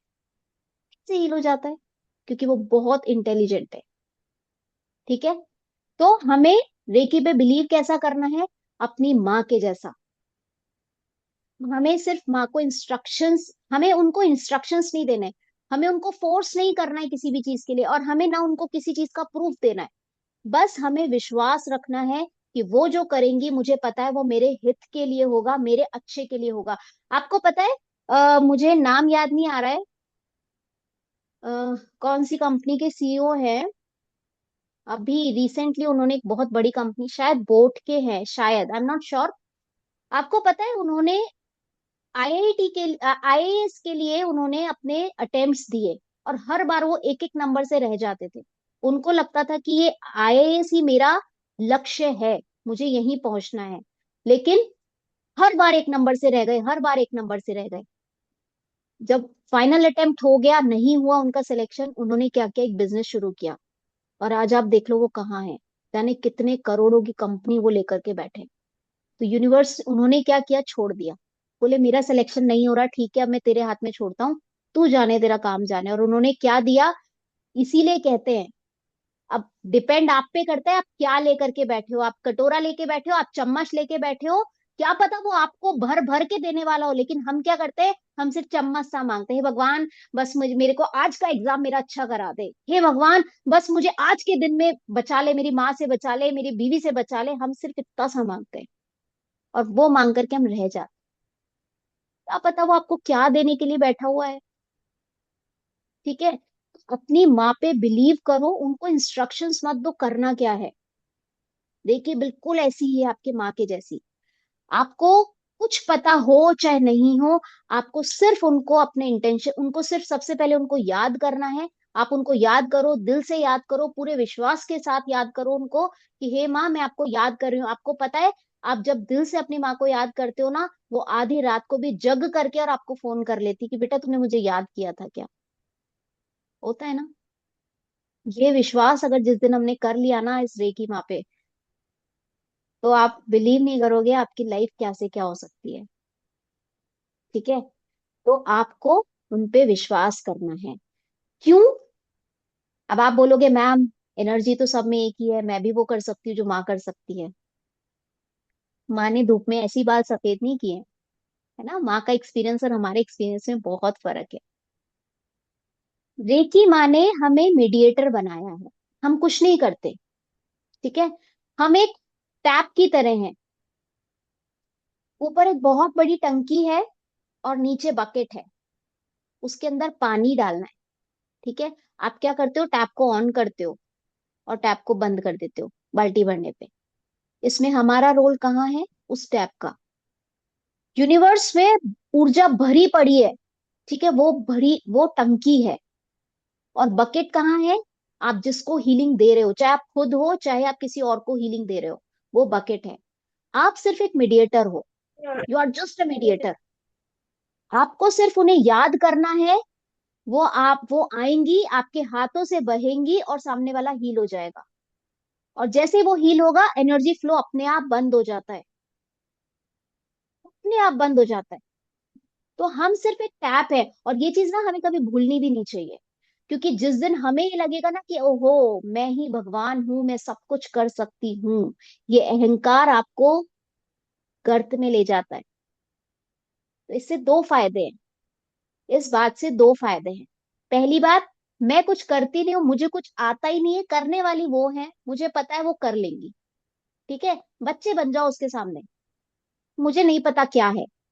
दूसरी बात, आपके अंदर कभी अहंकार नहीं आएगा कि मैं करती हूँ। आप करने वाले कोई नहीं हो, यू आर नो बडी। आप सिर्फ एक माध्यम हो, आपको उसने चुना है। सारा खेल वो यूनिवर्सल एनर्जी कर रही है। और वो कैसे कर रही है, चाहे हमारे कर्मास हो, चाहे हमारे पिछले जन्म की साधना हो, कुछ भी हो, शायद मेरा पर्पस हो, कुछ भी हो, उसने हमें चुना है। हम सिर्फ एक मीडिएटर है, दैट्स इट, इससे ज्यादा हम कुछ भी नहीं है। ठीक है, तो अपनी माँ पे विश्वास करो, वो अपने आप आएगी, आपके हाथों से बहेंगी, सामने वाला ठीक हो जाएगा। जिस तरह से तारों के अंदर बिजली नहीं दिखती, वो भी दिखाई नहीं देती है, वो सिर्फ आती है, चुपचाप अपना काम करती है, वापस चली जाती है। वो एक ब्लेसिंग्स की तरह है। माँ आपको दूर से भी आशीर्वाद दे देती है ना, ब्लेसिंग्स दे देती है, उनकी ब्लेसिंग्स हमेशा काम करती है, बस। सिर्फ यही है रेकी, और कुछ नहीं समझने की जरूरत है। यही है रेकी, बस। अपना दुखड़ा रो दो अपनी माँ के सामने, सबके सामने नहीं रोना है। आपके पास में फोन आता है, और कैसी, अरे क्या बताऊं, लाइफ में तहलका मचा हुआ है, बहू इतनी बेकार आ गई है, बेटे की नौकरी नहीं लग रही है, बच्चे तो इतने कूद पाती हैं कि उन्होंने घर में तहलका मचा रखा है, लाइफ पूरी तरह से खत्म हो चुकी है, भगवान अब पता नहीं कब उठाएगा। और 10 तरह की बीमारियां और लेकर के घूम रही हूँ। जब किसी को हम बताते हैं ना, तो क्या कर रहे हैं आप, क्या वो सोल्यूशन करेगा? नहीं, उसके पास कोई सोल्यूशन नहीं है, वो सिर्फ आपकी हाँ में हाँ मिले। हाँ, क्या करे, जमाना ही ऐसा है, बहुएं आजकल की खराब ही होती हैं, क्या करे, नौकरियां कहाँ है आजकल देश में, नौकरियां तो वैसे ही नहीं है। सिर्फ यही करेगा वो, और इससे ज्यादा कुछ नहीं करेगा। लेकिन हमें अपना दुखड़ा अपनी माँ के सामने रोना है, क्योंकि उसके पास में सोल्यूशन है। हमें अपनी बीमारी सिर्फ डॉक्टर को बतानी है, उसके अलावा किसी को नहीं बतानी। सब, कोई भी आपसे पूछे, बोले लाइफ एकदम मस्त चल रही है, झिंगा लाला, है ना। तो लाइफ के बारे में अपनी किसी के सामने दुखड़ा नहीं रोना, सिर्फ अपनी माँ को बताना है, वो आएगी, हील करेगी और चले जाएगी। ठीक है। सबसे बड़ी बात है, साइंस क्या कहती है कि जहां पर आपके इंटेंशंस जहाँ पे हैं, वहां पर एनर्जी बहना शुरू हो जाती है। अभी तक जो माँ वाला एग्जाम्पल दिया ना, वो तो ठीक है, आपको समझाने के लिए है, आपके बिलीफ सिस्टम में बिठाने के लिए है। लेकिन अगर हम इसका साइंस देखें, हमें हर चीज का प्रूफ चाहिए। देखो, हमारा तार्किक दिमाग है ना, वो तर्क वितर्क करता है, ऐसे थोड़ी ना होता है, पागल हो क्या। वो पूछता है आपसे कैसे हुआ। तो इसके पीछे एक एनर्जी साइंस है। एनर्जी क्या कहती है, जो साइंस है वो क्या कहती है कि जहां पे आपके इंटेंशंस जाते हैं, वहां पर एनर्जी बहना शुरू हो जाती है। एक बात ध्यान रखना, हम जब भी उपचार करते हैं, कैसे करते हैं, उसको हम थोड़ा सा और डीप समझेंगे, आगे बताऊंगी मैं आपको। लेकिन पहले हम ये देखते हैं कि उपचार करते कैसे हैं। ठीक है, इसका पूरा साइंस मैं आपको इस के बाद में बताऊंगी, उपचार कैसे करते हैं, इसका साइंस हम बाद में समझेंगे। सबसे पहले देखते हैं उपचार कैसे करना है। आधा तो मैं आपको बता चुकी हूँ, आपको क्या करना है, रेकी को अपनी माँ को याद करना है, उनको बुलाना है, अपना दर्द रोना है, और उनको प्यार से थैंक यू बोलता है कि थैंक यू सो मच माँ, आप आए और मेरी आपने मदद की, बस इतना ही है।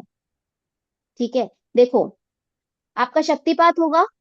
शक्तिपात के बाद में आपको क्या करना है? 3 मैजिकल वर्ड्स बोलने हैं। आपके हाथों को रब करना है, वो पूरा प्रोसेस है, वो मैं आपको आगे बता दूंगी।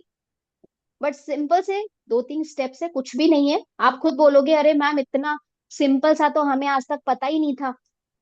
ठीक है। आपको करना क्या है? सिर्फ 3 शब्द बोलने हैं। हे रेकी शक्ति, प्रवाहित हो, प्रवाहित हो, प्रवाहित हो। पहली लाइन, हे रेकी शक्ति, प्रवाहित हो, प्रवाहित हो, प्रवाहित हो। आप रेकी माँ बोलो, ब्रह्मांडीय ऊर्जा बोलो, कुछ भी बोलो।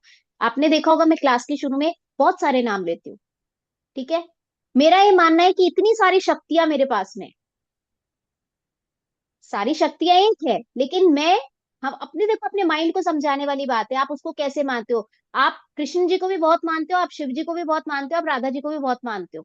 आप सबको बुलाओ ना, किसने मना किया है? आएगी वही एनर्जी। ठीक है। तो आपको क्या बोलना है? कुछ भी नाम लो। आपको सिर्फ ये बोलना है, हे रेह की शक्ति, प्रवाहित हो, प्रवाहित हो, प्रवाहित हो। उपचार करने की ऊर्जा प्रदान करो, प्रदान करो, प्रदान करो। आपका बहुत बहुत धन्यवाद, धन्यवाद, धन्यवाद। बस हो गई रेकी। कर लिया आपने अपना 90% काम तो कर लिया। है ना? देखो कितनी सिंपल। बताओ, इतनी सिंपल सी साइंस के लोग इतने इतने पैसे ले लेते हैं। कितनी सिंपल सी साइंस है। सिर्फ 3 शब्द बोलने हैं आपको। हे रेकी शक्ति, प्रवाहित हो, प्रवाहित हो, प्रवाहित हो। उपचार करने की ऊर्जा प्रदान करो, प्रदान करो, प्रदान करो। आपका बहुत बहुत धन्यवाद, धन्यवाद, धन्यवाद। बस हो गया।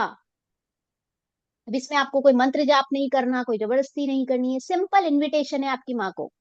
बस आपने उनको बुलाया, क्यों बुला रहे हो इतना सा बताया, और हो गया। है ना? तो आपको समझ में आया ये चीज? Raise your hand. आ गया समझ में? अब कोई प्रैक्टिस तो नहीं छोड़ेगा? सोचो इतनी सिंपल सी चीज है, और हम प्रैक्टिस से डर जाते हैं, हम उस दवाई से डर जाते हैं। कितनी गलत बात है। ठीक है, दवाई भी मैं आपको आगे बताऊंगी, डोंट वरी। ठीक है। तो देखो, अब होता क्या है, ये एनर्जी कैसे काम करती है, हमारी बॉडी पे कैसे काम करती है, इसके साइंस को समझते हैं।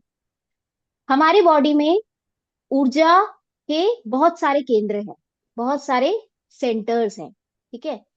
देखो, अब हमारी एक तरीके से प्रैक्टिकल क्लास शुरू हो रही है। अभी तक जो था वो थ्योरी थी, अब प्रैक्टिकल हो रहा है। आपको लिखना है तो लिख लीजिए, कोई जरूरत नहीं है वैसे लिखने की, मैं आपको इतना रटवा दूंगी, आपको पेपर खोलने की भी जरूरत नहीं पड़ेगी। ठीक है। चलो आप समझते हैं। देखो, जैसे टेक्नोलॉजी में बहुत सारे रिसीवर्स होते हैं, है ना, बहुत सारे रिसीवर के पॉइंट्स होते हैं, वैसे ही हमारी बॉडी में 114 एनर्जी सेंटर्स होते हैं। कितने होते हैं? 114, जिन्हें हम किस नाम से जानते हैं? चक्रास। किस किसने नाम सुना है चक्रास का? नाम सुना है सब लोगों ने? बहुत सारे रील्स देखते हैं, सब पता है मुझे। सब लोग रील चलाते रहते हैं, आता रहता है उसमें चक्रास, चक्रास। तो हमारी बॉडी में 114 चक्रास होते हैं। कुछ बहुत छोटे होते हैं, कुछ मीडियम होते हैं, और कुछ बहुत बड़े चक्रास होते हैं। और ये जो मेन जो एनर्जी सेंटर्स होते हैं ना, वो हमारी बॉडी में 7 मेन एनर्जी सेंटर्स होते हैं, जो सबसे बड़े होते हैं। ठीक है। अब ये जो मेन एनर्जी सेंटर्स होते हैं ना, वो क्या करते हैं? हमारी लाइफ के सारे एरियाज के ट्रांसफॉर्मर होते हैं। क्या होता है? हर कॉलोनी का एक अलग ट्रांसफॉर्मर लगा हुआ होता है ना, हर एरिया में, छोटी छोटी जगहों में डिवाइड करके एक ट्रांसफॉर्मर लगा दिया जाता है। सेम वैसे ही हमारी बॉडी में भी 7 ट्रांसफॉर्मर्स हैं, एनर्जी सेंटर्स हैं। ठीक है। ये एनर्जी सेंटर्स क्या करते हैं? ये ये सारे जो एनर्जी सेंटर्स है ना, वो हमारे घर के मुखिया है, ऐसे समझते हैं।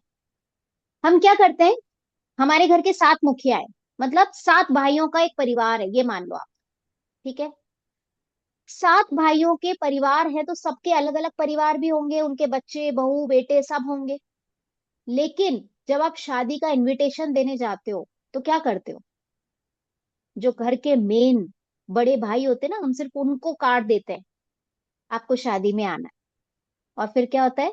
हमारे घर के सब लोग बोलते हैं ठीक है शादी में जाना है, शादी में जाना है। होता है ना? तो हम क्या करते हैं, हम सिर्फ उस मेन मुखिया को इनविटेशन देते हैं और सब जाने के लिए तैयार हो जाते हैं। तो हमारी बॉडी को भी आप ऐसा ही समझो, जैसे आपके मेन मुखिया ने बोल दिया कि हमें जाना है तो आपकी पूरी फैमिली रेडी हो जाती है। उसी तरह रेकी भी काम करती है। हम लीवर को डायरेक्ट ऑर्डर नहीं देते कि तू ठीक हो जा, हम किडनी को फोर्स नहीं करते, वो अपने अपने फंक्शंस अपने आप करते रहते हैं, हम किसी को अलग से नहीं कहते। हार्ट को हम इंस्ट्रक्शंस नहीं देते, हम सिर्फ मुखिया को इनविटेशन देते हैं। और मुखिया क्या है? ये जो मुखिया होते हैं वो आपके पूरी बॉडी को रेगुलेट करते हैं। आपके बॉडी के सारे ऑर्गन्स, आपके इमोशंस, आपके हार्मोन्स, आपके थॉट्स, आपके रिएक्शंस, सब कुछ कंट्रोल करने का काम किसका है? आपके घर के मुखिया का। ठीक है। और रेकी में हम क्या करते हैं?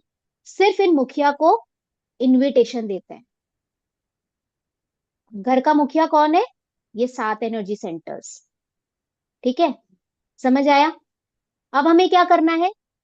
हमें लिवर पे, हार्ट पे अलग अलग नहीं जाना है, हमें सिर्फ उसके मुखिया को ठीक करना है। अगर उसका मुखिया ठीक हो गया तो वो अपने आप ठीक हो जाएगी, पूरी फैमिली अपने आप रेगुलेट हो जाएगी। तो हमारा फोकस किस पे रहना चाहिए? हमारे 7 चक्रास पे। आई थिंक 1 घंटा हो गया है, आप सबको पानी पीना है तो एक बार फटाफट से 2 मिनट का ब्रेक दे रही हूँ, फटाफट से पानी पी लीजिए। फिर हम वापस से मिलते हैं, फिर हम चक्रास को और डीपली समझेंगे। ठीक है, फटाफट से आ जाइए।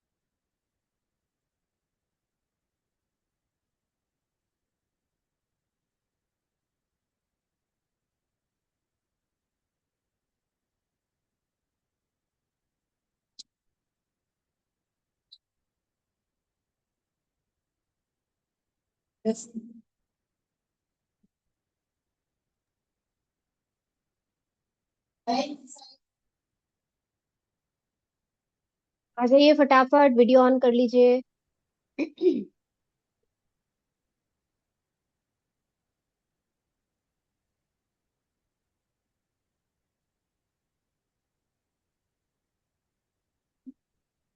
स्टार्ट करें, वीडियो ऑन कर लीजिए।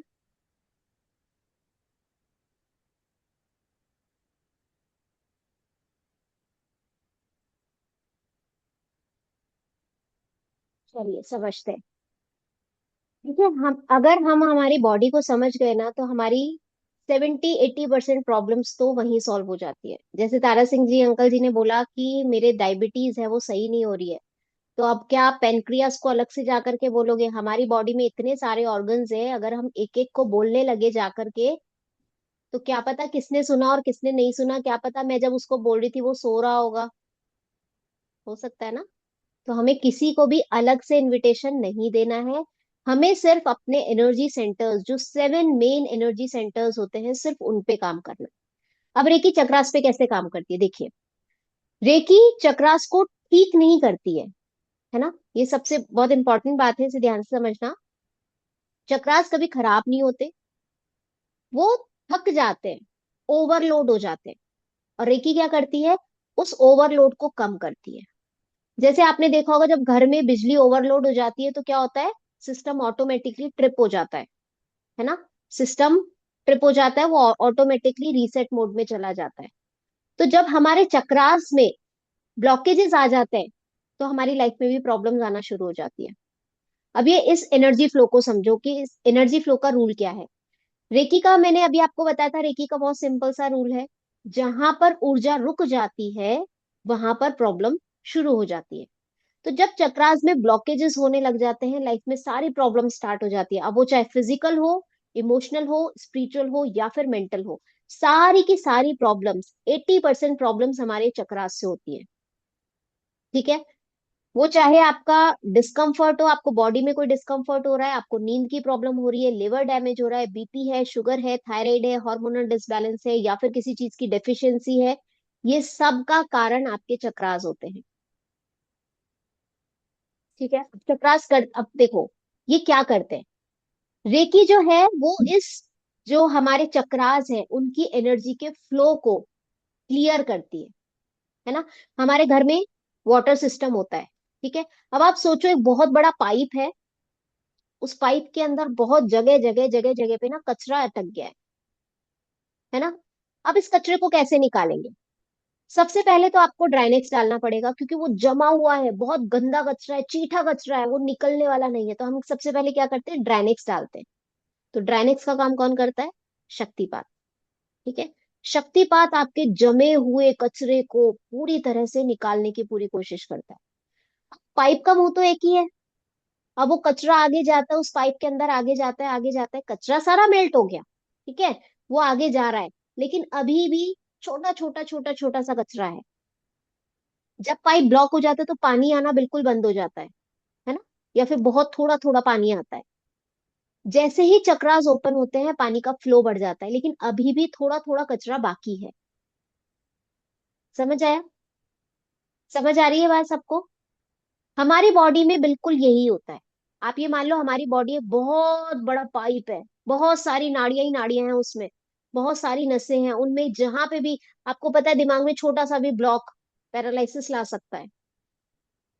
तो हमारी बॉडी में इतनी सारी नाड़ियां हैं, 72,000 नाड़ियां हैं हमारी बॉडी में। तो कहीं पे भी छोटा छोटा सा ब्लॉक आना मतलब प्रॉब्लम क्रिएट करना। जहां पे बहुत सारा ब्लॉक इकट्ठा हो गया मतलब कैंसर बन गया। क्योंकि वहां पे एनर्जी निकल ही नहीं रही है, कहाँ जाएगी। वो पानी भरा जा रहा है, भरा जा रहा है, पाइप फूलता जाता है, फूलता जाता है, फूलता जाता है, और लास्ट में फट जाता है। ठीक है।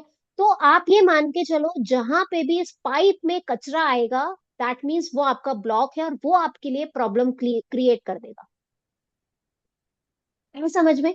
अब अब आप बोलोगे कि इस पाइप में कचरा आता कैसे है। इसमें कोई धूल जम जाती है, कचरा भर जाता है, हम क्या करते हैं, कुछ भी नहीं करते। फिर भी कचरा कैसे आ जाता है उसमें। तो अब अगर आप मेरे से पूछो कि ब्लॉकेजेस कैसे आते हैं, तो सबसे पहले उसकी जिम्मेदारी उस इंसान की है जिसको आप कांच में देखते हो। आपकी खुद की जिम्मेदारी। आपके चक्रास में ब्लॉकेजेस आने के कारण आप खुद हो। इसीलिए आपको बोला जाता है कि अपनी लाइफ को स्टेबल करने के लिए Reiki is the bestest solution. चलो समझते हैं कैसे। देखिए इसकी जिम्मेदारी आपकी है। होता क्या है, जब आप अपने, इसके बहुत सारे कारण होते हैं, वो उन कारणों पे अपन आगे जाएंगे। लेकिन अगर मैं आपको बताऊं तो ये जो हमारी आदतें होती है, हमारा खान पान है, ये सब चीजें हमारे चक्रास में ब्लॉकेजेस क्रिएट करती है। धीरे धीरे समझते हैं। आपकी जो लाइफ में जो प्रॉब्लम्स आती है, ठीक है, हमारे चक्रास कैसे कमजोर होते चले जाते हैं, जब आपकी लाइफस्टाइल बहुत गलत होती है, आपका खान पान गलत होता है। और खान पान भी गलत होता है, वो तो होता है, खाने के तरीके गलत होते हैं, है ना। हमारे पैटर्न्स गलत होते हैं। अब शरीर ऐसा तो है नहीं है कि कोई डस्टबिन है उसके अंदर कुछ भी डाले जाओ डाले जाओ। मैंने कल भी बताया था, हमारा शरीर इतनी पावर रखता है कि वो 700 साल तक जी सकता है। लेकिन हम क्या करते हैं, हम उसमें ब्लॉकेजेस लगा देते हैं। खाना खाने के भी कुछ नियम होते हैं, हम वो नियम निभाते नहीं है। एक्चुअली हमारी बॉडी के 4 नियम होते हैं। आपको भूख लगे तो खाओ। आप ये बोलेंगे ऑफिस वालों का कि हम तो मैम ऑफिस जाते हैं, ऑफिस में खाना खाना होता है, क्या करें, टाइम फिक्स है। ठीक है, कोई ऑप्शन नहीं है। लेकिन जितनी कोशिश हो सके इन नियमों का पालन करो। आपको भूख लगे तो खाना खाओ, प्यास लगे तो पानी पियो। लोग कहते हैं कि आप पूरी एक एक बॉटल, दो दो बॉटल एक साथ पानी पी जाते हो, आपकी बॉडी को जरूरत ही नहीं है, वो सारा वेस्ट यूरिन के थ्रू बाहर निकाल देती है, वो कोई काम नहीं आता आप जब एक साथ पानी पी लेते हो। आपको जब लगे, थोड़ी थोड़ी सी प्यास लगे, एक एक सिप, दो दो सिप पानी पीते जाओ। ये नहीं कि आपने पूरा जग भर के पानी पी लिया। कोई मतलब नहीं है। तो जब आपको भूख लगे तब खाना खाओ, प्यास लगे तो पानी पियो, जब आपको लगे कि मुझे नींद आ रही है तब सो, और जब आपको लगे कि नहीं अब मुझे इमरजेंसी है तब रिलीज करो। ठीक है।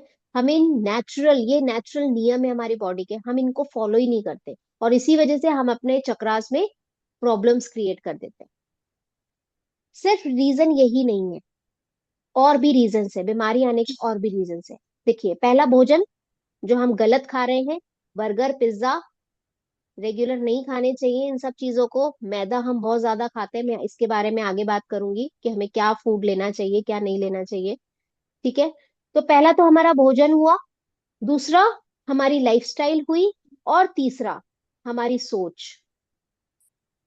हमारे पुराने जो चाइल्डहुड की मेमोरीज है, हमारा जो बिलीफ सिस्टम है, हमारी जो बचपन में इमोशनल प्रोग्रामिंग की गई है, हमारे सप्रेस्ड इमोशन, हमारा गुस्सा, हमारा ग्रीफ, जेलेसी, आपका गिल्ट, फियर, इनसिक्योरिटी, ये सब जब आप इन सब चीजों को एक्सप्रेस नहीं कर पाते, आप रिलीज नहीं करते, जब तक इन चीजों को आप अपने अंदर दबा लेते हो, रो नहीं पाते। लोग बोलते हैं आपको स्ट्रांग बनना है, रोना नहीं है। हम जब रो नहीं पाते ना, तो ये सब ब्लॉकेजेस बन के हमारी बॉडी के अंदर जमा होते जाते हैं।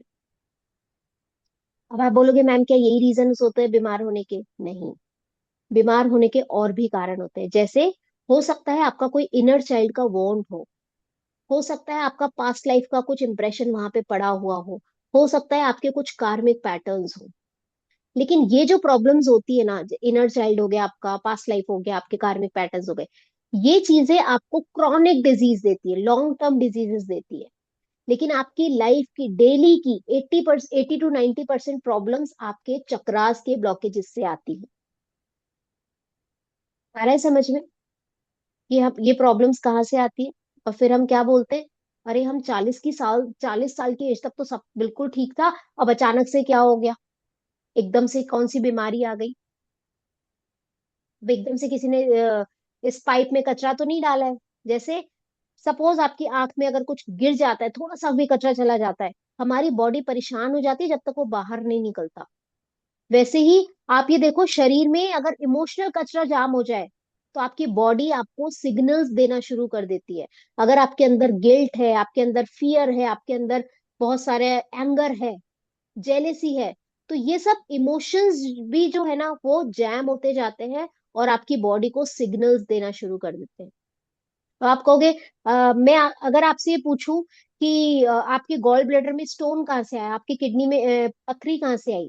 पत्थर खाते हो क्या आप लोग? कोई भी नहीं खाता पत्थर। कैसे जाती है? अब आप बोलोगे कि मैम शुगर है, आजकल शुगर ऐसे बनती है उससे स्टोन्स हो जाते हैं। लोग बोलते हैं पालक से स्टोन हो जाते हैं क्योंकि हम मिट्टी खाते हैं। जो सड़क पे बच्चे होते हैं ना, वो तो दिन भर गिरता है और उसी को खाते हैं। उनको तो इस तरह की प्रॉब्लम्स नहीं होती, हमें क्यों हो जाती है? उसका रीजन है, बहुत सारी चीजें हमने दबा रखी है। ठीक है। हम जब पत्थर नहीं चबाते तो फिर होता क्या है, स्टोन कैसे बनता है, बीमारी अचानक से कैसे आती है? इन्हीं इमोशनल और एनर्जेटिक ब्लॉकेजेस की वजह से। ये फिजिकल फॉर्म में आपको डायरेक्शन देती है, आपको इंडिकेशन देती है कि अब आपकी बॉडी को रिपेयरिंग मांग रही है, आपकी बॉडी उसको रिपेयर करना जरूरी है। और वो रिपेयर कैसे होगा? जब आप अपने माइंड की प्रोग्रामिंग करोगे। आ रहा है समझ में? आपके बहुत पुराने बिलीव्स हैं, आपका एंगर। देखो, अगर मैं इनको इन शॉर्ट करूं, ठीक है, हमारी लाइफ की प्रॉब्लम्स कैसे दूर होगी? मैंने आपको बताया, पहला आपका फूड, आपको अपना फूड सही करना है। अब फूड में क्या क्या चीजें, फूड में 5 चीजें होती है जो हमें अवॉइड करनी चाहिए। मैं नहीं बोलूंगी बिल्कुल छोड़ दो, क्योंकि वो पॉसिबल नहीं है। मैं भी लेती हूँ, इंटेक करती हूँ उन सब चीजों का, लेकिन ऐसा नहीं कि रेगुलर करती हूँ। ठीक है। उनमें सबसे पहले जो आता है वो आता है शुगर। जो हम शुगर खा रहे हैं, व्हाइट शुगर, वो बहुत बहुत नुकसान कर रही है हमें। वो जिस तरह से बनती है, वो हमें बहुत नुकसान कर रही है। उसकी जगह ऑप्शंस हैं। आप वो जैगरी पाउडर आता है, खांड आती है, आप वो खाओ, गुड़ खाओ। ठीक है। आप उसको ऑप्शन में रखो, चीनी अवॉइड कर दो। दूसरा होता है ऑयल। जो हम ऑयल खाने लग गए हैं आजकल, जो ये मार्केट में ऑयल आता है, रिफाइंड ऑयल, ये बहुत नुकसान कर रहे हैं। रिफाइंड ऑयल्स हमें नहीं खाने चाहिए, उसमें 80% 70% पाम ऑयल मिला हुआ होता है, और वो हमें हमारे शरीर को खराब कर रहा है। उसका ऑप्शन है, आप घानी का निकलवा के लाओ, ताजा निकलवा के लाओ, वो खाओ ना। लेकिन ऐसा नहीं वो भी हम बहुत खा रहे हैं, लिमिट में खाओ। मैं देखो आपको कोई भी, मैं प्रैक्टिकल बात करती हूँ। मैं आपको ऐसा नहीं बोलूंगी कि सब चीज छोड़ दो भाई, इनसे तो ऐसा हो जाएगा, नहीं। मुझे पता है हम लोग जिस लाइफस्टाइल में रह रहे हैं, हम उन सब चीजों को नहीं छोड़ सकते, बिल्कुल अवॉइड नहीं कर सकते। हम बाहर जाते हैं, बाहर भी खाना पड़ता है, हम लोगों को खाते भी है, पसंद भी होता है। इसमें मना करने वाली कोई बात नहीं है। तो लेकिन एटलीस्ट हम इन सब चीजों को अपने घर के अंदर तो कर सकते हैं ना। और घर में भी मैं नहीं कह रही हूँ कि आप रेगुलर करो, मत करो, लेकिन जितना हो सके करो। पहला हुआ चीनी, दूसरा हुआ ऑयल, तीसरा हुआ मैदा। मैदा बहुत बहुत नुकसान करती है हमारी बॉडी को, वो पचने में इतना टाइम ले लेती है, चिपक जाती है। मैदा नहीं पचती है जल्दी से, वो हमारे डाइजेशन को खराब करती है। मैं बहुत डीप में नहीं जाऊंगी कि ये सब चीजें हमें कैसे नुकसान कर रही है, बट ये सब चीजें हमें नुकसान कर रही है। ठीक है। हम छोले भटूरे खाते हैं, बहुत वाह वाह करके खाते हैं। किसी दिन सूजी के छोले भटूरे बना के देखना, भटूरे बना के देखना सूजी के। मैंने भी रिसेंटली सीखे हैं सूजी के भटूरे, बहुत अच्छे बनते हैं, क्रिस्पी बनते हैं बहुत। अवॉइड करो। ठीक है। कम से कम ब्रेड और ये पाव भाजी कम से कम कम कर दो। चौथी चीज होती है चाय। और देखो जो लोग मेरे साथ आगे चलने वाले, मैं हाथ नहीं छोड़ती हूँ वैसे तो किसी का जल्दी से, आपकी चॉइस है। एक बार अगर आप थर्ड लेवल में आ गए तो मैं फिफ्थ लेवल तक हाथ नहीं छोड़ूंगी, लेके जाऊंगी। बट ये जो आपका टाइम है 21 डेज का, ये आपको डिसाइड करना है कि आपको आगे चलना है नहीं चलना है। ठीक है। और मैं अभी भी बोल रही हूँ, मैं थर्ड लेवल के लिए बिल्कुल भी नहीं बोल रही हूँ। वरना आप बोलोगे कि मैम हर वर्कशॉप में यही होता है, हम आपने फ्री बता दिया और आगे आप पेड कोर्सेज के बारे में बता रहे हो। नहीं, ऐसा नहीं है। ठीक है। आगे चलने का मतलब है, अगर आप साधना करते हो और कहीं पे भी अटकते हो, तो आई एम ऑलवेज अवेलेबल। आप मुझे सिर्फ एक मैसेज करो, मैं आपकी हेल्प करने को तैयार हूँ। But you have to be, आपको अपने लिए ईमानदार होना पड़ेगा। ठीक है। हाथ पकड़ के चलने का मतलब ये है। और थर्ड लेवल में आ गए तो फिर तो बीच में छोड़ने वाली नहीं। तो चाय हो गई, हाँ ये बात इसलिए आई क्योंकि अगर आप थर्ड लेवल में आए तो मैं चाय तो आपकी गारंटी से छुड़वा दूंगी, गारंटी से छुड़वा छुड़वा दूंगी। और पांचवी चीज हुई कॉफी। कॉफी हमें बहुत नुकसान कर रही है, हमें नहीं पीनी चाहिए कॉफी, सीधा हमारे नर्वस सिस्टम को हैम्पर कर रही है। नहीं पीनी चाहिए कॉफी। तो एटलीस्ट हमारी लाइफ से, वैसे ही आजकल की लाइफस्टाइल इतनी गंदी हो गई है, कोई फ्रूट शुद्ध नहीं है, कोई भी चीज शुद्ध नहीं है, लेकिन फिर भी हमें इन चीजों को अवॉइड करके चलना चाहिए। और मैं आपको आगे ये भी बताऊंगी कि हम फूड को, इन सब चीजों को कैसे चार्ज कर सकते हैं रेकी के थ्रू। ठीक है। रेकी प्रैक्टिस में आपको 21 दिन में अपने चक्रास, सबसे पहले आपका शक्तिपात होता है, देन 21 डेज में आपके चक्रास चार्ज हो जाते हैं। लेकिन प्रैक्टिस, आपकी जो प्रैक्टिस है वो आपको जरूरी होती है। लास्ट क्लास में मुझसे किसी ने पूछा था कि अगर रोज प्रैक्टिस नहीं करूँ तो क्या चलेगा? चलेगा। लेकिन उस दिन आपको चाय कॉफी अन्न नहीं लेना है। अगर छोड़ सकते हो तो बिल्कुल चलेगा, छोड़ दो प्रैक्टिस, कोई दिक्कत नहीं है। ठीक है। क्योंकि आपकी बॉडी को ना चार्ज करने की जरूरत पड़ती है, आपकी बॉडी को एनर्जी की जरूरत पड़ती है। अब आप बोलोगे मैम चाय से तो इतनी एनर्जी हो, एक सुबह एक कप चाय नहीं मिले तो हमारे अंदर एनर्जी नहीं आती, हमारी नींद नहीं खुलती है। ये सब यहाँ बैठा हुआ है, कुछ नहीं है। मैंने बचपन से आज तक चाय टेस्ट नहीं करी है, दूध में पीती नहीं हूँ, और कॉफी कभी कभी लेती हूँ, वो भी कोई ज्यादा ही पुश कर दे तो नहीं लेती। मैं फिर भी एनर्जेटिक रहती हूँ पूरा दिन, कोई चाय नहीं लेती। ये सब हमारे यहाँ बैठा हुआ है। कई लोग बोलते हैं कि मैम जब तक पेपर नहीं पढ़ते तब तक वॉशरूम नहीं फ्री होकर के आ पाते। ये यहाँ बैठा है। 2 दिन 3 दिन मत पढ़ो पेपर, मत लेके जाओ अंदर, आएगा वो बाहर, है आपके पेट में तो निकलेगा वो, आपको जरूरत नहीं है पेपर की। ठीक है। तो ये सब चीजें आपके यहाँ बैठी हुई है, सब चीजें अपने आप होंगी। आप 4 दिन चाय मत पियो, आप बोलते हो मैम सुबह चाय नहीं पीते सिर में दर्द हो जाता है, मत पियो 3 दिन 4 दिन। 2 दिन सिर दर्द होगा, तीसरे दिन आपकी बॉडी समझ जाएगी, बोले अरे यार अब देने वाली नहीं है, ये सोच चुकी है कभी चाय नहीं देगी, सही तो रहना पड़ेगा ना। वो अपने आप खुद को हील कर लेगी, आदत बना लेगी उसकी। ये हमारे यहाँ है, उसको सिर्फ चेंज करने की जरूरत है। और इसे ही कहते हैं माइंड प्रोग्रामिंग, जो हम आगे सीखेंगे। ठीक है। तो अगर आपको डेली प्रैक्टिस नहीं करनी है तो आप ये सब चीजें छोड़ दो, अन्न नहीं खाना है, चाय कॉफी वगैरह नहीं लेनी है आपको, बेझिझक आप प्रैक्टिस छोड़ो, कोई दिक्कत नहीं है। और ध्यान और उपवास करना है उस दिन। और उपवास का मतलब भी मैं आपको आगे बताऊंगी, उपवास क्या होता है। हम बोलते हैं हम 11 का उपवास करते हैं और ये करते हैं, आगे बताऊंगी मैं आपको उपवास भी क्या है। ठीक है। चलो अभी चक्रास पे आते हैं, आज हमें चक्रास पूरे करने हैं। देखिए मैंने आपको बताया हमारी बॉडी में 7 एनर्जी सेंटर्स होते हैं। ठीक है। अभी मैं आपको इमेज भी शेयर कर दूंगी, पहले हम उसके कॉन्सेप्ट समझ लेते हैं, बेसिक समझ लेते हैं। सबसे पहला जो चक्र होता है वो होता है मूलाधार चक्र। ठीक है। मूलाधार चक्र कहाँ होता है? वो आपकी जो स्पाइन होती है उसकी जो लास्ट मन का होता है, जिस जगह से हम बैठते हैं। ठीक है। जो लास्ट मन का होता है वहां पर आपका मूलाधार चक्र होता है। वो रेड कलर का होता है। अब इनको याद करने का तरीका भी मैं आपको बता दूंगी, आपको जरूरत नहीं है, और नहीं भी याद होता है तब भी टेंशन नहीं करनी, क्योंकि हमारी माँ बहुत समझदार है, वो बहुत इंटेलिजेंट है। ठीक है। शुरू में हमें दिक्कत आती है, मैम कलर नहीं समझ में आता, याद ही नहीं रहता, ध्यान में कैसे करें। कुछ नहीं, कोई फर्क नहीं पड़ता, बट समझ लो, आपको पता होना चाहिए। ठीक है। तो मूलाधार चक्र जो है वो, उसका कलर रेड होता है। और मूलाधार चक्र जो होता है वो होता है आपके जीवन का आधार, मूल आधार। ठीक है।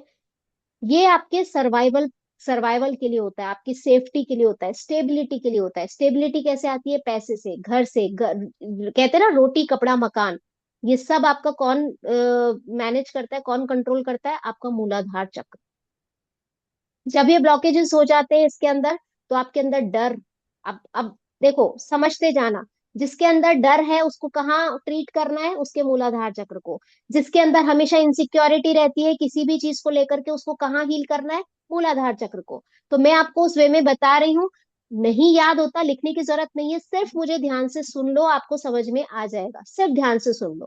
ठीक है। लिखने की कोई जरूरत नहीं है, क्योंकि आपके साथ में रेकी माँ बैठी होंगी, वो सब जानती है, धीरे धीरे आपको भी याद हो जाएगा। तो अगर वो चक्र ब्लॉक होता है तो आपके अंदर डर बनता है, आप इनसिक्योर फील करते हो, आपके अंदर इंस्टेबिलिटी आ जाती है। अब अगर मैं बॉडी वाइज बात करूं, तो अगर आपकी रीढ़ की सॉरी, अगर आपकी बोन्स से रिलेटेड जो भी प्रॉब्लम्स होती है, अर्थराइटिस, ठीक है, बोन्स से रिलेटेड प्रॉब्लम है, इस तरह की आपकी जो सर्वाइकल हो जाता है, ये आपके मूलाधार चक्र से कंट्रोल होता है। आपके स्किन की कोई भी डिजीज होती है, ये आपके मूलाधार चक्र से कंट्रोल होती है। ठीक है। तो इस तरह की जो भी प्रॉब्लम्स आती है, आपको मूलाधार चक्र को हील करना है। ठीक है। सेकंड जो चक्र होता है वो होता है आपका स्वादिष्ठान चक्र। मूलाधार चक्र को हम, आप लोग को मेरी आवाज आ रही है?